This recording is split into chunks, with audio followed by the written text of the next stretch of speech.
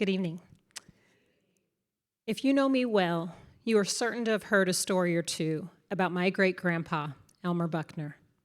I have said many times he is the best person I have ever known, and if over the course of my life I turn out to be half the person he was, I will be 100% better for it. I didn't know a lot about my grandpa's upbringing. I know he was from Callaway County, Missouri, and that he grew up with several brothers and sisters. He wasn't the oldest, and he wasn't the youngest. I remember great-uncles Ben and Andrew and great-aunt Mary Frances, but I think there were others. I know his father's name was Frank, and his mother's name was Carrie, because she was my namesake. And I know he was born on March 2nd, 1900, which made him 69 years old when his daughter's daughter, and the first great-grandchild, was born on July 19th, 1969, at Passavant Hospital in Jacksonville, Illinois. My mom was a single parent, and I was her only child. My dad didn't live with us, and his presence in my life was intermittent at best. My mom worked full-time, and we lived next door to my grandparents, so they were my primary caregivers. My great-grandmother liked to stay close to home, but my grandpa was the social butterfly. He drove me to and from school, we ran errands together, and it was rare to see him without me. And when we would go places together, everyone seemed to know him. And we couldn't go to the store without somebody stopping to chat him up. I remember waiting and waiting and waiting for him to stop talking to people so we could get wherever we were going. And if you know me, that probably sounds a bit familiar. My daughters can confirm.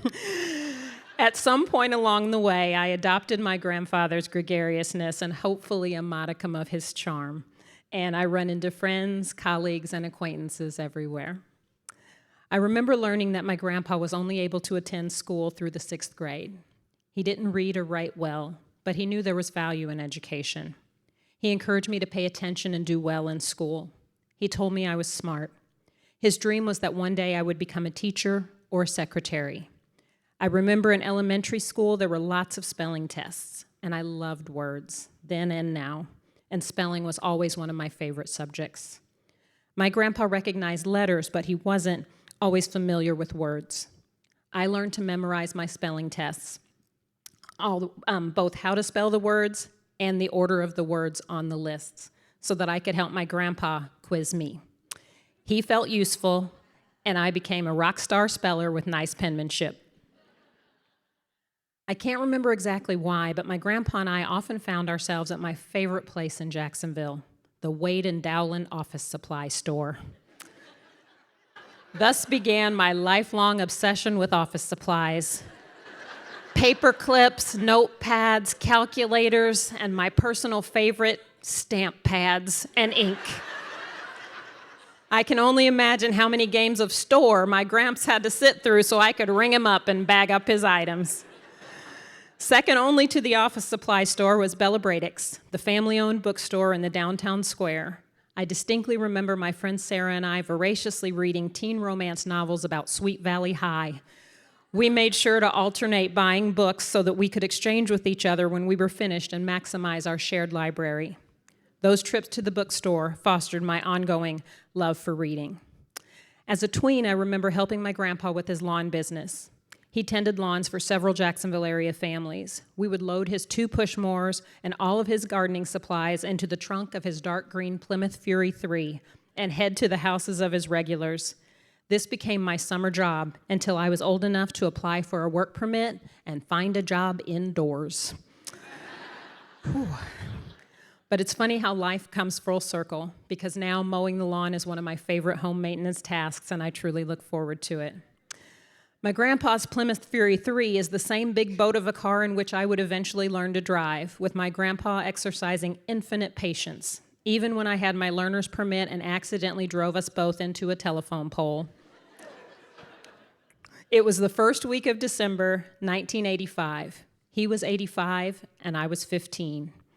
We were less than a mile from home. We had just gone out to fill up the car with gas to make the morning go more smoothly. Instead, we went to the hospital for a concussion check for him and a treatment for a busted lip for me, since his head hit the windshield and my face hit the steering wheel. 40 years later, and I still have the scar from that accident right here. But my grandpa wasn't the least bit upset with me, and both of us still made it to my high school basketball game that Thursday night. My grandpa never missed a game. It didn't matter if I was starting or sitting the bench. Neither he or my mom were good with maps, so they just followed the team bus to all of the away games. My grandpa passed away from arteriosclerosis and dementia when I was 21, 8 weeks after I finished undergrad and moved to Springfield for graduate school. He wasn't well enough to attend my college graduation, and he didn't know I would go on to get my master's degree. He never knew what career path I took or witnessed me in a professional setting. He never saw me give a presentation or receive an honor. He didn't get to attend my wedding, meet my daughters, or comfort me during my divorce. He never got to see me run a marathon, buy a house, or teach my kids to drive. I actually knew him less than 40% of my life.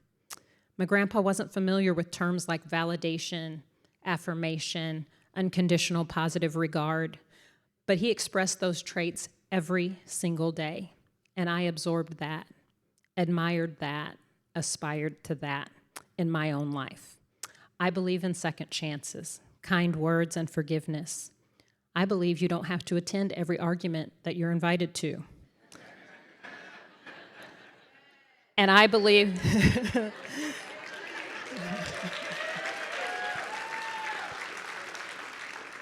And I believe people remember the way you make them feel.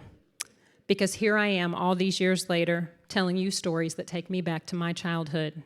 I still remember how my fat lip felt after meeting that steering wheel when our car hit the telephone pole, and I can practically smell the freshly mowed grass from his customer's lawn or taste the lemon ice cream from the Dream Cream where Grandpa took me on the regular.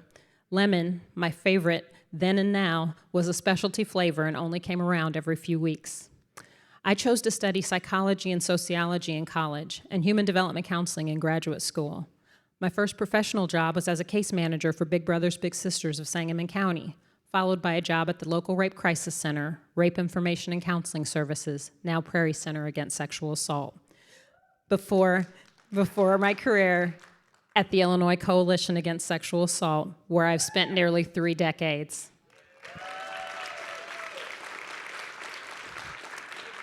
And while I never held the title of teacher or secretary professionally, I have been fortunate to utilize skills from both those valued careers in much of the work that I do.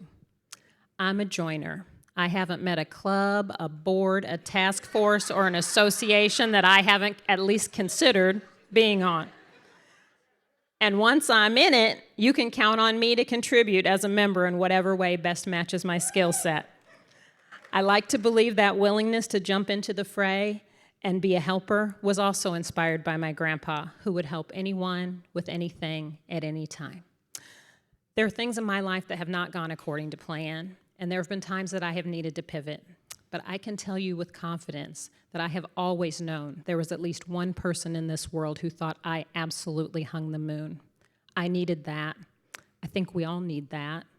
A person who believes in your potential just because you exist.